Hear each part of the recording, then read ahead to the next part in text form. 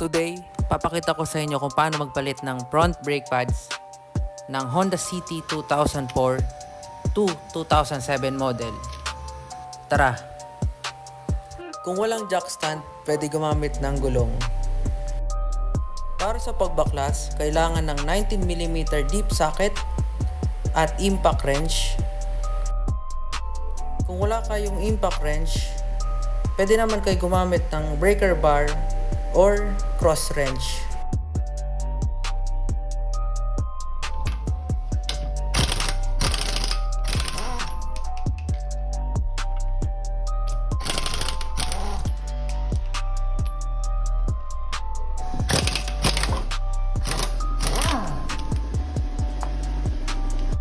Next step, alisin tong gulong at ilagay naman tong gulong sa ilalim ng kotse for additional